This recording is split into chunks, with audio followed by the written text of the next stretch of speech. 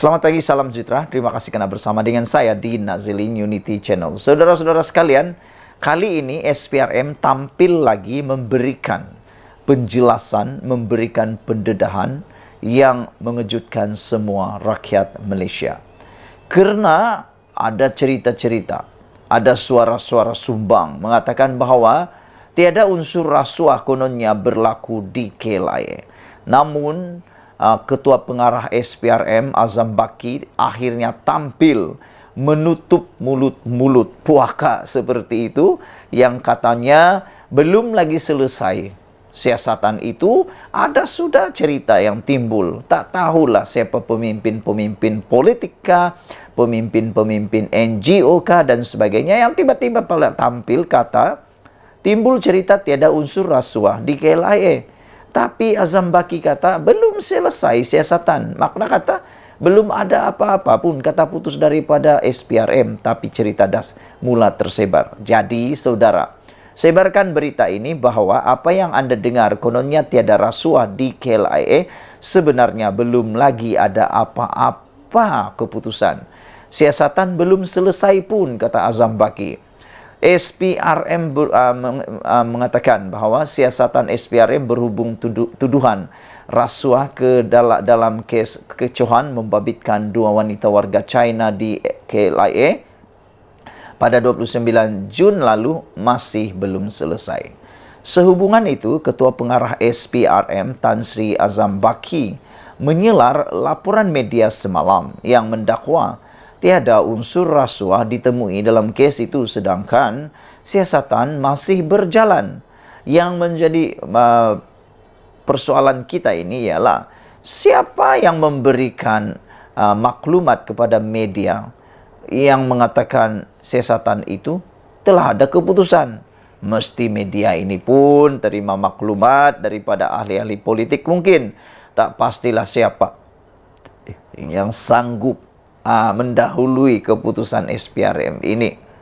Ketika dihubungi Berita Harian hari ini, Azam Baki berkata, proses siasatan berhubung kes itu baru berjalan kira-kira 6 hari. Justru tidak wajar mana-mana pihak merumuskan kes itu tiada unsur rasuah. Saya ingin mengatakan siasatan masih dijalankan. Saya tidak mahu mana-mana pihak membuat spekulasi kerana ada yang mengandaikan tiada elemen rasuah sedangkan siasatan masih belum selesai, kata Azam Baki. Siasatan baru saja dijalankan dalam tempo 6 hingga 6 hari. Jadi, munasabahkah 6 hari kita boleh selesaikan siasatan? Berhati-hatilah dalam membuat kenyataan walaupun merujuk sumber, kata beliau. Justru, Azam Baki berkata, semua pihak termasuk pihak media digesa tidak membuat sebarang spekulasi dan andaian berhubung kes itu tanpa maklumat yang sahih dan tepat daripada pihaknya. Selama ini media tanya saya, tetapi tiba-tiba tidak tahu budak mana yang media tanya. Lepas tu dia kata tiada kes. Lucu jugalah. Kata Azam Baki, siapa budak tu? Siapa budak tu? Jangan-jangan budak, jangan-jangan ada budak-budak, ada juga budak dari orang lain. Itu yang menakutkanlah kan kalau ada budak daripada mana-mana NGO kah, parti politik kah, daripada entah dari gabungan mana sekalipun, yang jadi budak pula, jadi budak menjadi penyambung media yang sumber yang tak sahih. Kata Azam Baki, siapa budak tu? Jangan pandai-pandai, kerana seolah-olah SPRM sudah tekan handbrake. Saya ingin menegaskan bahawa siasatan masih berjalan. Azam Baki berkata, SPRM akan memanggil beberapa lagi saksi bagi membantu siasatan berhubung kes itu dengan proses siasatan dijangka hanya dapat diselesaikan dalam tempo sebulan. Ini baru 6 hari lah bosku, belum sampai sebulan. Beliau berkata terdapat banyak proses perlu dijalankan merangkumi pelbagai sudut sebelum siasatan dilengkapkan dalam kes boleh dirumuskan. Pertama, elemen rasuah yang perlu kita lihat dan dibuktikan. Seperti mana tohmahan dan keduanya, prosedur undang-undang yang perlu dipatuhi oleh pihak berkuasa. Ketiga, apa-apa peraturan yang perlu dikuatkuasakan di KLIA secara umum perlu dipatuhi mana-mana pihak di KLIA dalam menguruskan mereka yang tidak dibenarkan masuk ke negara ini atau dikenakan tindakan notis penolakan masuk NTL memasuki Malaysia.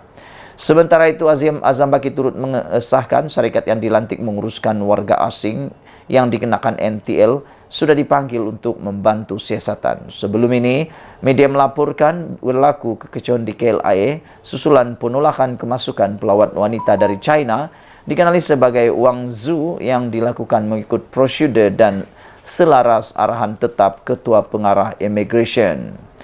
Memetik laporan sebuah portal, ketika soal siasat, subjek tidak memenuhi syarat kemasukan pelancong kerana tidak memiliki tiket pulang dan gagal menyatakan dengan jelas tempat penginapannya sepanjang berada di Malaysia. Pada 5 Julai lalu, SPRM mengesahkan sudah mengambil keterangan 14 individu berhubung dakwaan terdapat elemen rasuah dalam kalangan pegawai dan anggota immigration di pintu masuk negara. Azam Baki dilaporkan berkata, individu yang diambil keterangan termasuk seorang menteri, 8 kaki tangan immigration dan wanita warga China bersama rakannya dari negara sama. Kekecauan di KLIA tular apabila seorang menteri didakwa menceroboh masuk ke balai ketibaan KLIA bagi melepaskan seorang pegawai China, pelawat China yang ditahan jabatan immigration. Susulan itu, Menteri Pelancongan, Seni dan Budaya Datuk Seri Tiong King Sing mengakui dirinya adalah menteri dikaitkan dengan kejadian itu dan mendakwa kehadirannya bagi membongkar kewujudan budaya rasuah dilakukan segelintir pegawai dan penyalahgunaan kuasa kronik di pintu masuk negara. Sekian dulu untuk kali ini. Jangan lupa tinggalkan komen Anda. Bye-bye. Selamat pagi, salam sejahtera. Terima kasih karena bersama dengan saya di Nazilin Unity Channel. Akhirnya, apa yang dikatakan oleh Muhyiddin sebagai Anwar Ibrahim berbohong, akhirnya ada jawabannya. Rupa-rupanya apa yang dikatakan oleh Anwar Ibrahim kemarin dalam sambutan Felda adalah betul dan bukan bohong. Ini bukan dikatakan sendiri oleh Anwar Ibrahim, tetapi orang lain. Makna kata begini, kalau Anwar yang kata, mungkin kita boleh cakap itu mungkin hanya mempertahankan diri, menafikan. Tetapi kalau orang lain yang sahkan, perkara itu boleh dikatakan perkara yang sah. Jadi, apa yang Muhyiddin kata kemarin mungkin betul tapi tak tepat sepenuhnya. Kerana ada lagi yang disembunyi-sembunyikan. Menurut seorang pemimpin yaitu Sabri, beliau kata lupus hutang Felda betul ada umum pada 2021 tetapi tidak dilaksanakan. Akhirnya terbongkar juga rahsia Muhyiddin Yassin. Memang betul kata Sabri, Datuk Seri Ahmad Sabri Cek, bahwa Tan Sri Muhyiddin Yassin ada mengumumkan pelupusan hutang Felda tapi tidak dilaksanakan. Inilah yang rakyat paling tak suka. Diumum tapi tak laksana. Atau janji tapi tak ditepati. Lebih kurang lah tuh. Mana satu yang lebih tepat, Anda fikirlah sendiri.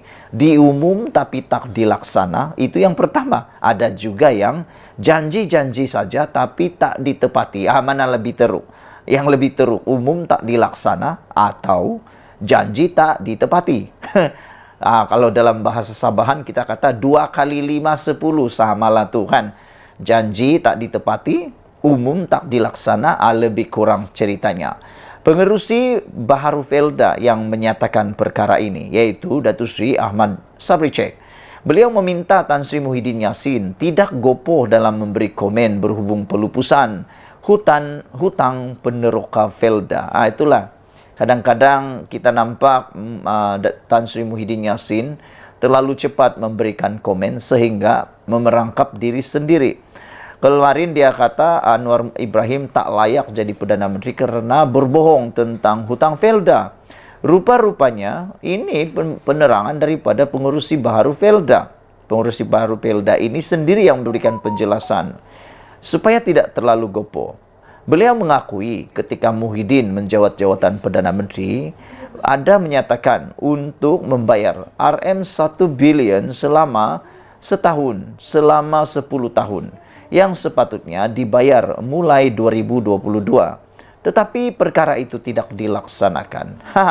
Begitulah cerita dia. Anda sudah paham? Saya ulang sekali lagi.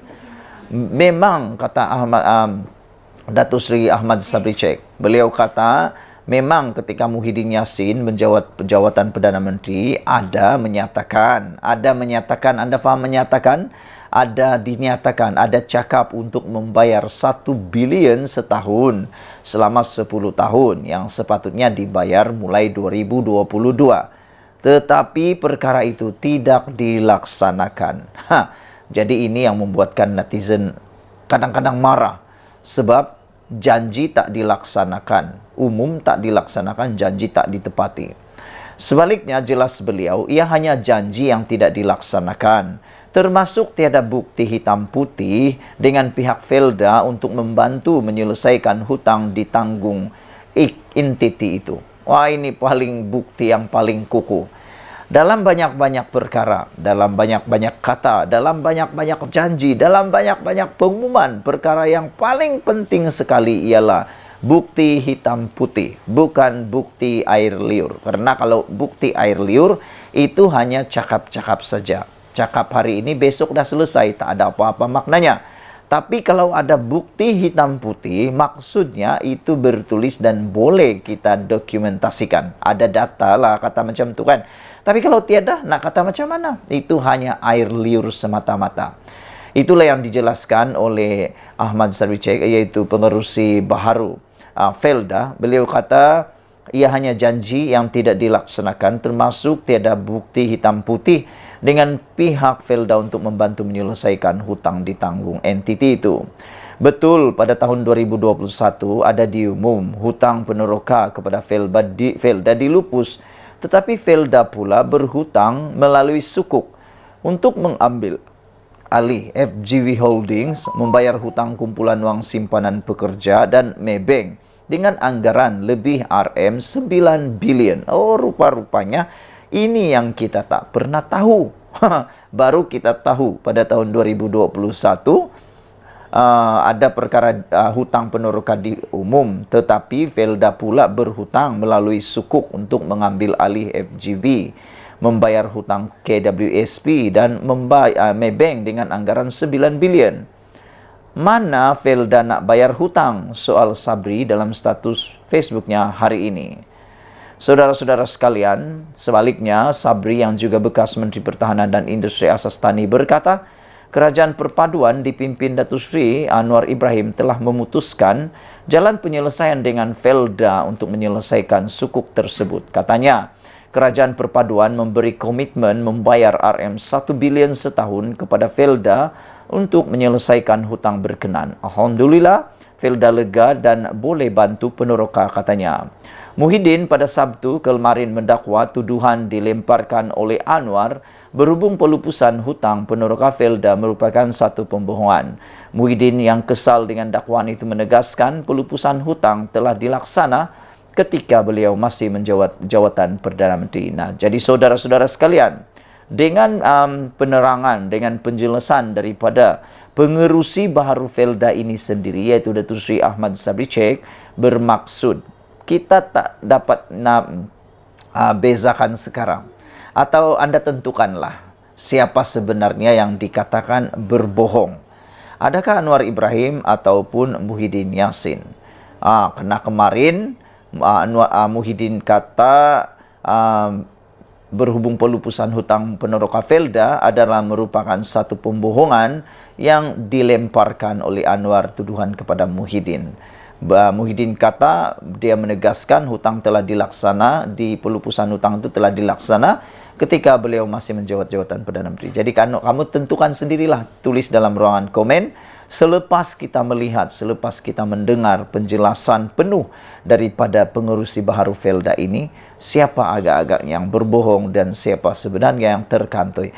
Kita jumpa lagi, Malaysia kita punya, kita juga sama-sama cintai Malaysiaku. Bye-bye.